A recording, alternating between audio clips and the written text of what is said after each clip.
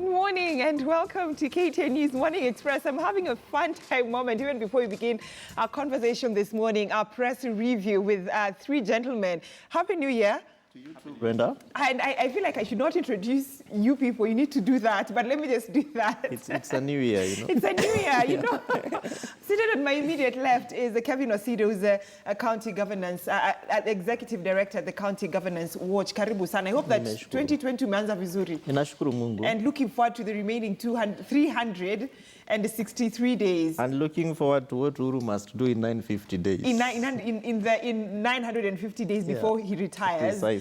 In August 2022. Seated next to Mr. Osido is, actually, I thought it was Javas Bigamo, but Javas is seated on the extreme left, but it's Alex Manyasi, who's a governance consultant. Happy New Year. Happy New Year to you. 2020? Yes, Happy New Year 2020, looking slow.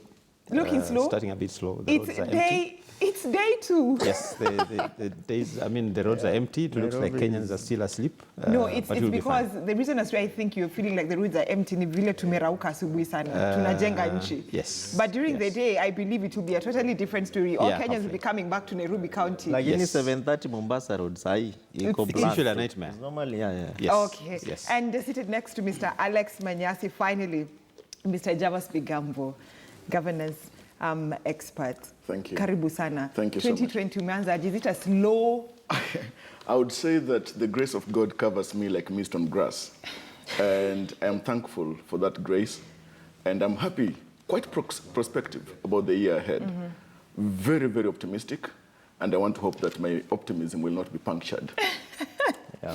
And let's hope so. I also began my 2020 on a good note here in Nairobi County. We didn't travel to the village kwa sababu lazima tuchape kazi. And we love what we do. Gentlemen, thank you so much for joining us this morning. And just to start with a press review.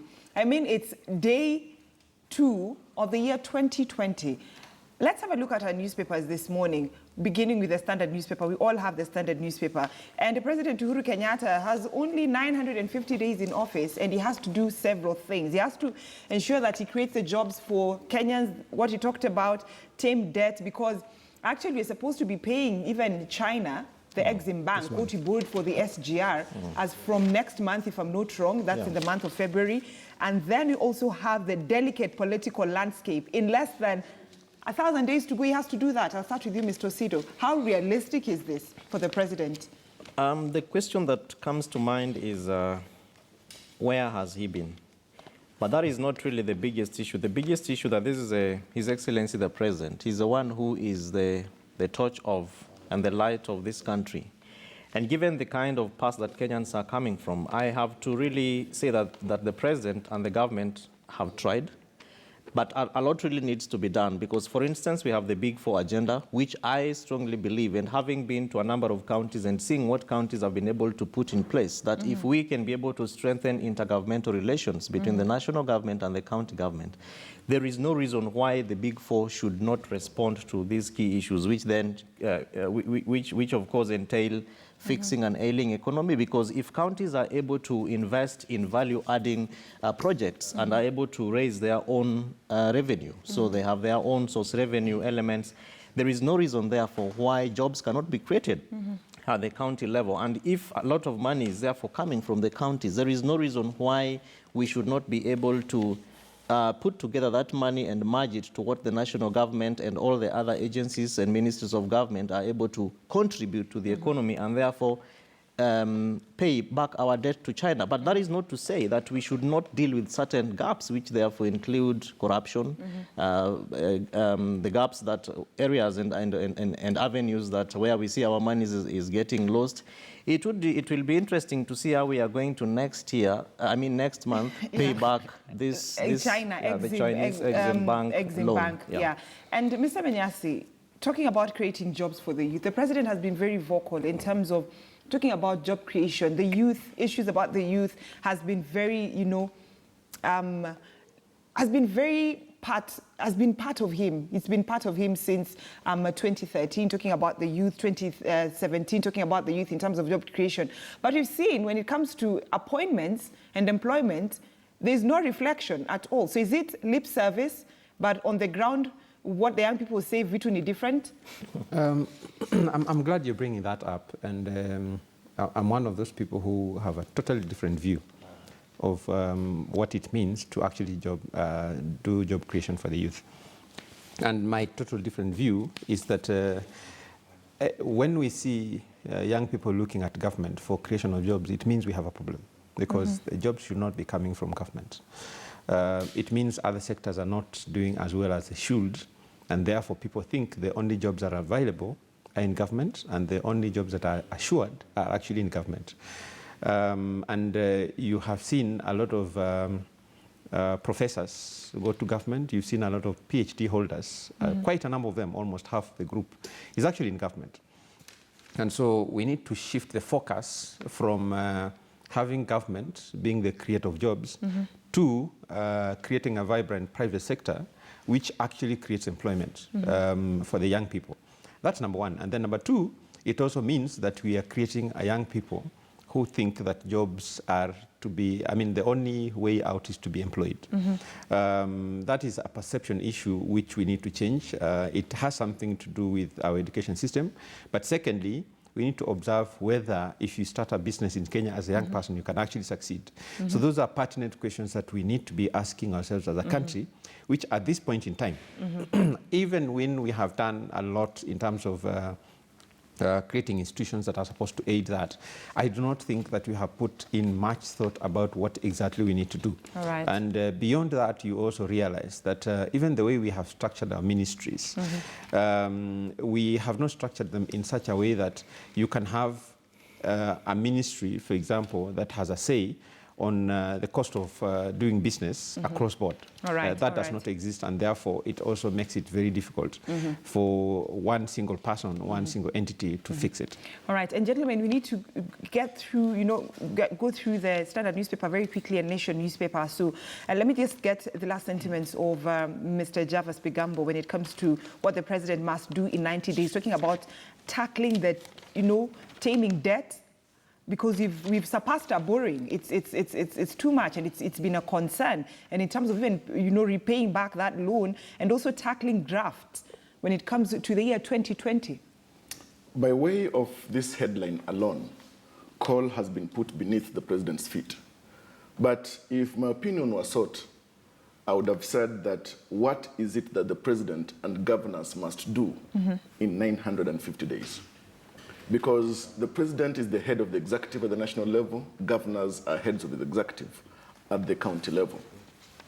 But when we look at all these issues, the headline and the issues that have been reflected on in this paper, we realize that the president should come alive to the hard fact that economically all is not well, but Kenyans are hopeful. That as now we stride or set foot quite energetically into 2020, the year of our Lord, many Kenyans, though hopeful, are quite wary that in the circumstances facing this nation with regard to the loan that must be paid, for example, to China, with regard to the joblessness, fact that far too many Kenyans did not even travel for holiday or even up country because their pockets were empty. Fact that many SMEs closed the year having been auctioned, and far too many Kenyans having lost jobs at the close of the year that's just behind us. When we look over our shoulders at the year that we've just folded, then we realize that maybe it may be quite a challenging year, not just for the president, but for the leaders in this country, the decisions that must be made, and what ordinary citizens must do together with government to make a better nation. All right, and it's good you're talking about the decisions that must be made, taking us to page, we go straight to page 5. It's good you're talking about decisions that must be made, and Parliament has to make several decisions when it comes to bills, including the two-third gender rule, which has always been known as Article 100 bill. And it's not been an easy thing, and the male counterparts of the female members of parliament at the National Assembly are saying this should not just be given to female members of parliament on a silver platter. They have to fight for it at the ballot. So, box, are we looking at a situation whereby Parliament, the National Assembly specifically, is likely to pass the two-third gender bill? Brenda, it's quite unfortunate that almost 10 years after the promulgation of the Constitution, and I think this is probably the only bill among the several that the Constitution was very categorical in terms of the timeline. And it is also a bill that has a deadline. Exactly, yeah. So the timeline issue really is something that needs to ring a bell to our parliamentarians, particularly the National Assembly, because this is where these laws are basically passed from the entire process of our legislative cycle. Mm-hmm. And having said that, it therefore needs to really, the Speaker, the leadership of both houses, that is Parliament, therefore need to think through the benefits of this law, mm-hmm. not just to parliamentarians, because I know they are looking at it from an angle of just numbers, mm-hmm. but this is a bill that seeks to increase and enhance representation mm-hmm. of young people, women, and persons with various disabilities mm-hmm. into the National Assembly. And that therefore would mean that there's going to be a deliberate decision that is going to be made, particularly pertaining to that particular segment of mm-hmm. society. And having done that, it means that even the number of, the degree of legislation within the House, because if we have more young people talking about issues that concern them, mm-hmm. the question that you asked all of us initially, particularly around employment and young people's representation, mm-hmm. and by the way, the President was declared the UN Youth Champion for 2019, and that therefore means that as we head towards 2020, and here we are at it anyway, he, being the leader of majority in the House, mm-hmm. that is Jubilee, mm-hmm. needs to once again call back his troops to order. And as we talk about those decisions that therefore need to be made, mm-hmm. needs to share with them what those particular decisions, particularly on Article 100, mean to mm-hmm. his presidency mm-hmm. and also to his legacy. But then, Mr. Menyasi, as much as you're talking about members of Parliament passing this, the two-third gender rule bill, there has been concern even by some male members of Parliament that this will create a loophole and room for people to, give nominations, say, to what some of the women, they term them as the slay queens, girlfriends, to Parliament? Yeah, I know we have shared this platform with an MP who said that. But anyway, the current Parliament does not have the intention at all to actually pass this bill. That's what I see. The previous attempts that have been made have failed because there's no interest, both from the Jubilee Party and the ODM Party. There's no interest at all. But secondly, like you're saying, the concerns that have been raised are actually concerns that the same people should have fixed. And this is about the nomination process. Because you see, it's not Kenyans who determine how the nomination process is done. If it's a legal question, then Parliament should have started by fixing that.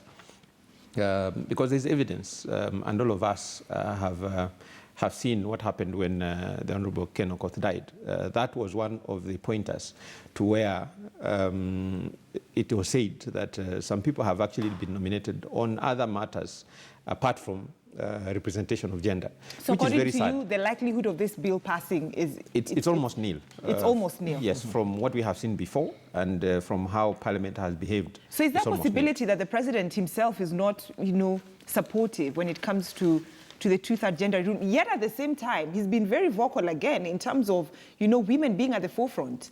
Yeah, from the history that we have seen in this country, is that the President has only tried to intervene to Parliament only on matters that he thinks must pass. Mm-hmm. And that has been seen before.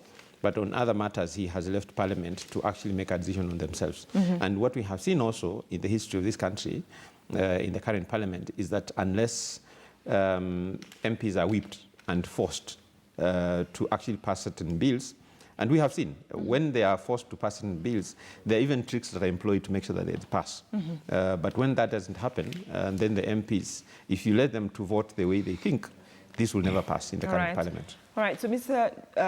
Javas Bigambo, let me just rope you into the other decision that has to be made in terms, this is in connection with the BBI report. And when you read the Standard newspaper, page 5, where it talks about Parliament to prioritize key bills on election reforms, get a hold of the Standard newspaper, page 5. It's an interesting piece that has been written by my colleague Moses Njagi, and it talks about the BBI report and the likelihood of Parliament first, passing a referendum law so that should the country go a referendum way, we are ready for that. Yet at the same time, the House is already divided. And majority are members from the Jubilee Party, openly divided. Brenda, somebody once quipped that fools always rush in where angels fear to tread. I will not be very quick to rush into the BBI issue when we are refusing willingly to fulfill constitutional obligations of a living constitution. Today we have got, and I like what Justin Muturi says, the Honorable Speaker, that is the only pending bill of a constitutionally set timeline of the obligations that Parliament must meet. It has let itself down on the issue of Article 100. I want to pleasantly hope that this time round, perhaps the spirit that has seized the UK Parliament Speaker Bakau will seize Justin Muturi, that he will not be pocketed or will not be a handkerchief in the pocket of the executive and the politicians in this country, that he can stand and lead that parliament quite properly as it is anticipated of him, just like his predecessor. Let's look at it this way. In around 1849, rather, in the times of King Charles I, he faced the guillotine. He was executed after conviction on grounds that he was leading a nation by his own conscience and not by the rule of law, and that actually he was deaf to the voice of Parliament, which was the representation of the people. Today in this country, we have a Parliament that is deaf to the voices of the people. The issue of Article 100, the issue of the gender rule, is a fundamental issue that is a key cog in our development agenda. I'm not looking at gender, the gender rule, the two-thirds gender rule, merely as a question of satisfying the women folk in this country, but agreeing that women play and need to occupy a critical role, because as Thomas Sankara said in his time, that women hold the other half of the sky. Women must be at the center of representation in this country. They must be at the center of economic enterprise in this country.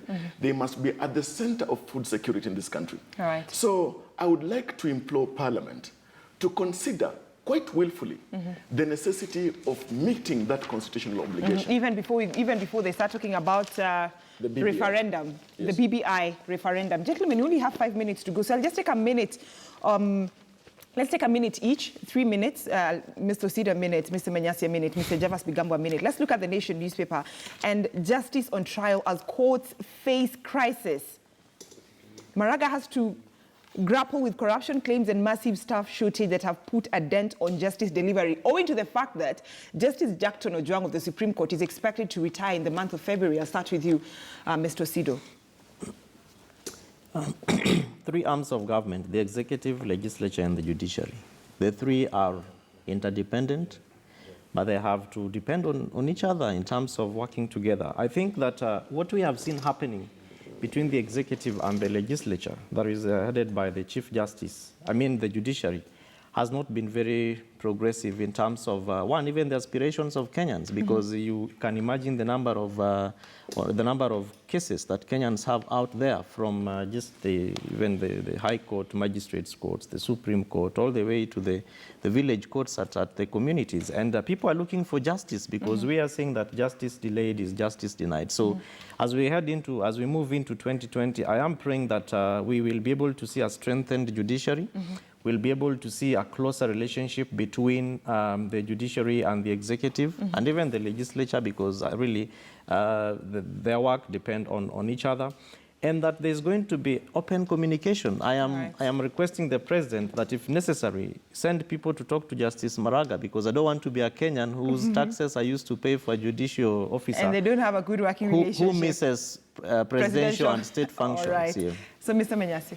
It's a fairly complicated affair that we're in, and the question you're asking is also linked to whether we are going to fight corruption or not. If you asked me, there are many things that we need to fix. Most of them are administrative in nature. And I wouldn't go into how that needs to be done, because some of these ideas have been used and the people pretend to be clever to implement them. But if you think about how cases are handled, it starts with the police, at the police station. The investigating officer and the OCS and the scene of crime. If you think about those things, that is, most of the time, that is where cases are lost. In the sense that if you have money, and I can assure Kenyans, if you're poor, you'll always be nailed, that's for sure, because you have no capacity to give any money here and there. But for those people who have money in this country, you can always compromise the process at the level where technicalities, when these things get to court. So there are two ways. One is it's so compromised such that when the file gets to court, it's thrown out. But secondly, when the cases are high profile, there's also a likelihood of corruption at the courts level. Right. So combining these two things, Kenyans need to know that, for example, our police service, and that's partly why the flying squad, for example, has been done away with. Right. If you think about it, sorry, I know I'm taking more than 1 minute. If you think about it, then it means the flying squad, part of the work that were meant to do, were actually doing work outside of the framework that was designed. All right. And Mr. Jeffers Bigambo, I know you want to say something, but just hold on to your thought. We're taking a commercial break. We'll be right back, because I'm not letting you people go. All right. Let's take a short commercial break. When we come back, we shall be talking about the state of the nation with Mr. Jeffers Bigambo, Mr. Alex Menyasi, and Mr. Kevin Osido, about the state of the nation. Where are we as a country? We just crossed over to 2020. What should we expect going forward in terms of politics, in terms of matters job creation, matters security, and also matters debt? We need to pay, China, the Exim Bank, the money they gave us to build the standard gauge railway. So are we able, or are we in a position as a country to do that? Let's have that discussion of this.